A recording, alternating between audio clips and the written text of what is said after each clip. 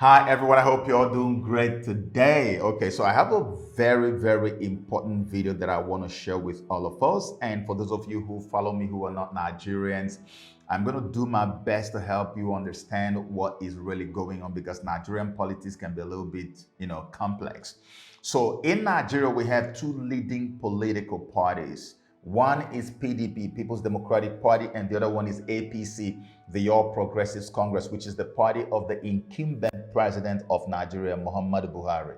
Now, something happened recently, okay?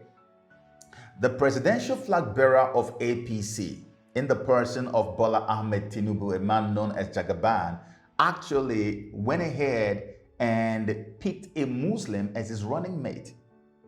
Now, he himself is a Muslim, and he picked a Muslim as his running mate. If you look at the way Nigeria is, we have a constitution that says that Christians and Muslims must be evenly represented in almost every aspect of government. And why? The reason is because Nigeria, in terms of population, is almost evenly split between the Muslims and the Christians, even though some people think that there are more Christians than Muslims. But for us, officially, we see it that there is an even split between Muslims and Christians. So the Constitution, in order not to get us into trouble, the Constitution made a provision where in the executive arm of government, there must be an even split. There must be an accommodation for both the Christian and the Muslim. That's why you have a Muslim president, Buhari, and you have a man who is actually a pastor in a church today as his vice presidential pick. Now, when Buhari was running to be the president of Nigeria, this same Bola Ahmed Tinubu, who is now the APC presidential flag bearer, was supposed to be his VP, his vice president. Now, because of this same constitutional provision, a lot of Muslims and Christians in that same APC party fought against it and said, no, we cannot allow this. That would be going against the constitution of Nigeria. So Tinubu now lost that ticket, but they told him, well, since you're not going to be the one going with him, you can actually now pick someone to replace you and become the vice president under Buhari. That's why Tinubu was the one who picked the current vice president we have today to go with Buhari. Osinbajo actually came through Tinubu. But now you wonder, why is it that the same Tinubu who was, denied this ticket because of this constitutional provision would now go ahead and pick another Muslim to become his VP pick in the same country, Nigeria, where there is so much religious polarization, and you didn't think of all of that, and you still went ahead and made this choice. Now, since he made that choice, the whole nation has been on edge. There has been a lot of anger everywhere. Churches that used to be quiet during political campaigns are now coming out in the open and clearly saying, we are going to support this Christian, presidential candidate. We are not going to take this anymore. I have never seen the church come out in the open to campaign for a candidate as I've seen today. And the reason was because of this choice that APC has made by going to fly a Muslim presidential ticket in Nigeria. Now, of all the reactions that have trailed that action of APC, there is one that stands out from me, and that's why I am making this video. So inside of APC itself, we have Northern Christians and Northern Muslims. Like I always say, those of us psychologically believe that all of the northern part of Nigeria is predominantly Islam or Muslim. But people don't know that there are so many Christians in the northern part of, in fact, there are massive states in northern Nigeria that are almost 85 to 90% Christian. You get what I'm saying? Now, these Christians are represented in politics as well. Those Christians are also found in both PDP and APC. But the ones that are found in APC today, who were actually very happy with the candidacy of Bola Ahmed Tinubu, who were ready to support him and go all the way with him, the moment he made that choice of picking a Muslim as his running mate, These same Northern Christians inside of APC now decided, you know what? We are breaking with the party. We don't want to have anything to do with this candidacy again. We don't want to have anything to do with APC anymore. And we are going to go ahead unanimously and support a candidate from another party that is going to do what the Constitution says. In other words, a candidate who is probably a Christian and then running with a Muslim, because that's what the Constitution says.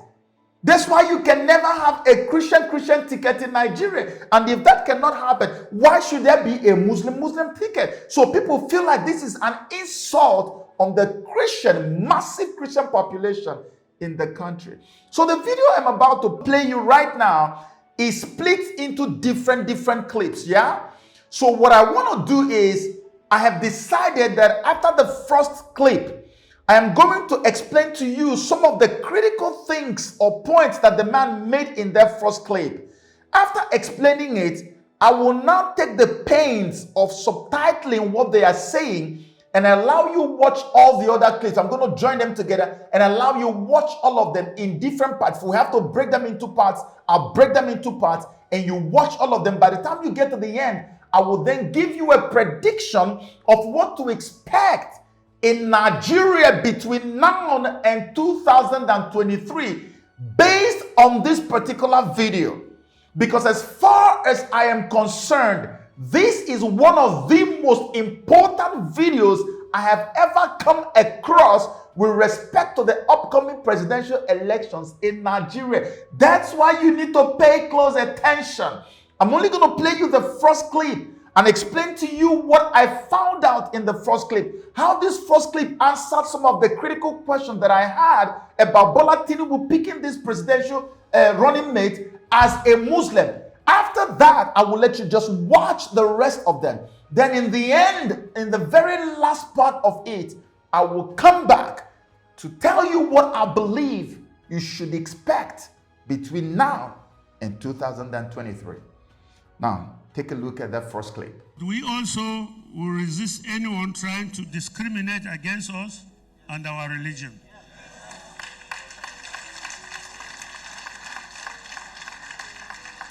Once again, we were not the ones that started this fight. The APC started it and must be ready to carry the cross it has created.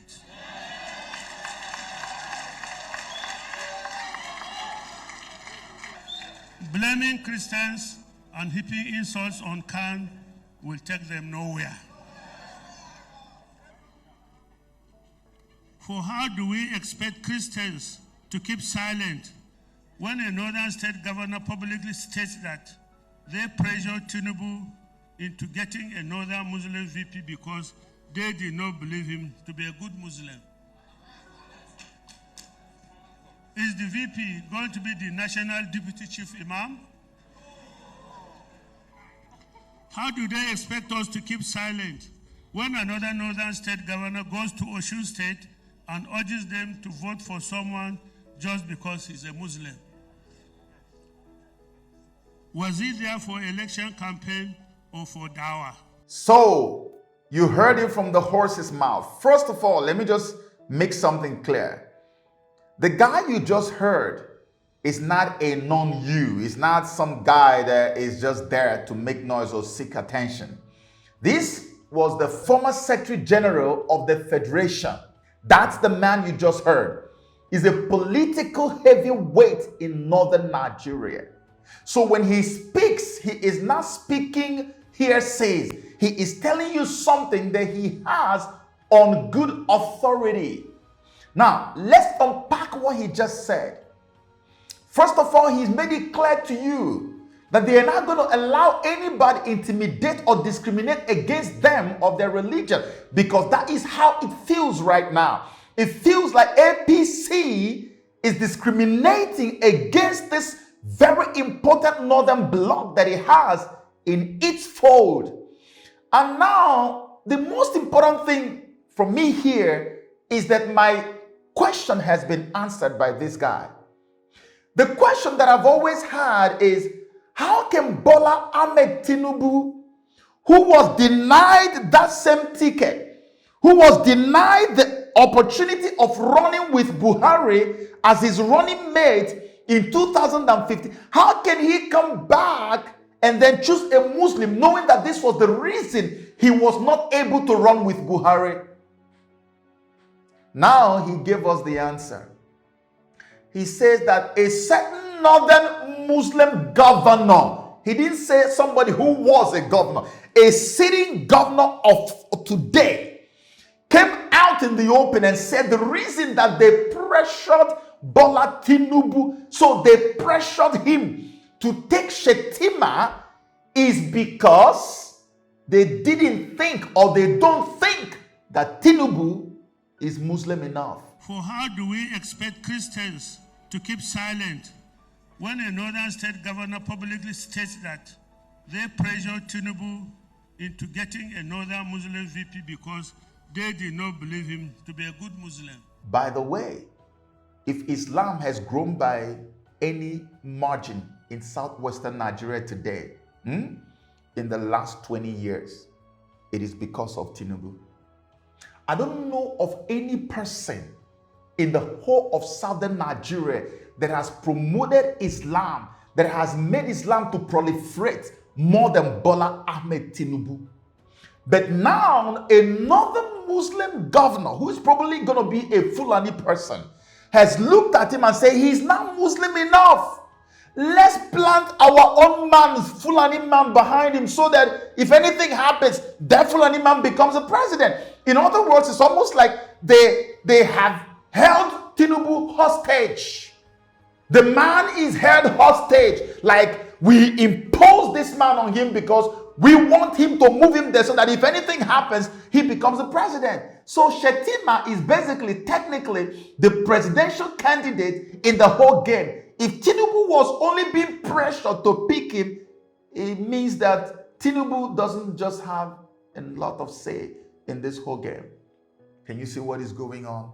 And today you have Babachir Lawal, the former secretary of the federal government of Nigeria, telling you that APC should deal with what they started. This man, in case you don't know, and you're going to find out as we go further into this video, this guy was so in love, he's so in love with Tinubu. I know he still loves Tinubu. I will play you another video where he was saying on Channels Television that he was the one who went and took Tinubu's ticket. So when Tinubu paid for his presidential form in APC, it was this man who took it and presented it to Tinubu. I mean, you look back and you were one of those who picked that form and gave it to him. Now he's won the party ticket. How does it feel? Well, I'm elated. I'm one of those who have been on this project for more than 5-6 years. Really? Yes, I've been. You've been pushing for Tinubu to be yes. a presidential candidate. Even while he was APC. governor, I've known Bola Tinubu long before he became governor, but even when he was governor, we knew that he had the capacity to rule this country, and it would be good if he were to rule this country. So from that day, we moved on. So 5-6 years ago, you've been working. Who are those on your team working on this? Well, almost everybody that has been a Bola Tinubu protege has been working with us on this. Quite a number of people also that have known him as his friends have been working on him all these years. He was at the forefront of the people fighting for Tinubu to become president. And not just him, but almost 85 to 90% of the northern Christians, not only in APC, but even in other parties, they all love Tinubu because they believe that Tinubu has made a lot of political sacrifices. He has sowed a lot of seed into so many people, not just the Yoruba people, but northerners who are in politics. They see him as a complete political godfather who has done so much good and who now deserves to become the president of Nigeria. They were openly campaigning for Tinubu. All of a sudden, all that is gone now because they have insider information that Tinubu is not doing this in his right senses, that he was pressured, he was compelled to take Shetima. The same Shetima who was implicated in a leaked audio several years ago, about, I think it was 2017. I still have the audio and I'm attaching the link to that audio in the description section of this video. I want you to go listen to that audio. This guy was implicated when he went on a phone call with another southwestern governor and they were talking and he was discussing on how that they were going to teamed together to destroy Igbos economically in Lagos and in much of Western Nigeria. This same guy, he took several swipes at the former president of Nigeria, Jonathan, who we all know fought Boko Haram hands down. And he said that Jonathan was not serious about fighting Boko Haram. Then look at Buhari, who is his brother, that as soon as he came to power, he moved the military base to Borno. That is only your brother who can do something. I remember those words from him. Today, our brother is in charge, and I'm sure he made it clear to the world. The first thing he said was that he was moving the command of Nigerian army to Maiduguri until when Boko Haram is over. So if not your brother as the president, who will do it for you? But we could have done it to anybody in Nigeria. But you can see that some people refuse to do it for us. So really, really, today I understand why we have to have the presidency, honestly. No, it's like that, Kule. Kule is like that. Because how can anybody convince us that some miscreants cannot be dealt with by Nigerian army? Why can't we believe it was deliberately left? Even if there is no involvement of government hand in it, why can't we believe that it was deliberate? Let them kill themselves. Well, it has come out even very clear, because it was at a point in our campaign, they were saying that by the killings of Boko Haram, there will be no population again. In fact, let me tell you why the North insisted that Jonathan has to go, because we had the plan that if Jonathan continues, the same problem will happen in Kano, the same problem will happen in Sokoto, the same problem will happen in Jos and Ebro until when our population is depleted. Today, the same Boko Haram, he said Jonathan didn't fight, that Buhari is the one who's fighting it well. Boko Haram is now all over Nigeria. They are pardoning them and allowing them to mix with the population. They are now in Abuja. They've come into Kuje. They've attacked presidential convoy. Boko Haram that he said Jonathan was not fighting. He came late and denied it was not him that spoke. Even though we can see this voice that we are hearing is the voice of Shetima. Everybody, how many people believed him when he said he wasn't the one? That's the guy they compelled him to pick. I know that Tinubu is too smart for this kind of thing. He wouldn't have made that kind of mistake. But now it's clear. That's why the Northern Christians in APC have said enough is enough. Enough is enough. You play religion with politics, but when Christians want to attach a little bit of religion in their politics, you start crying and screaming all over the place. P2B was at Dunamis Chapel the other day, and all of a sudden it has become a topic. Meanwhile, a politician from the north, another governor, had gone to Osun State and was telling people that they should vote a certain candidate because he's a Muslim. You don't understand what is going on. For them, the religion determines everything.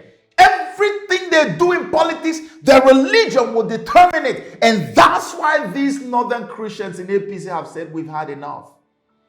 We've had enough. And you're going to hear them as time goes on, as you watch this video, where they're all coming out and saying, we are ready, we are prepared, because they know what I'm about to tell you at the end of the video, so that you too can be prepared for what is coming.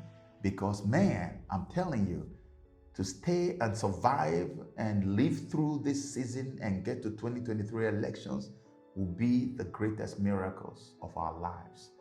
And now I'm going to leave you with the rest of the video. And even though the video is not originally subtitled, I'm going to do my best. A lot of work, but I'm going to do my best to subtitle this video so that as you watch it, you'll be able to understand clearly what these guys are saying. And then when I tell you what I'm about to tell you at the end of the video, it will then all make sense as well.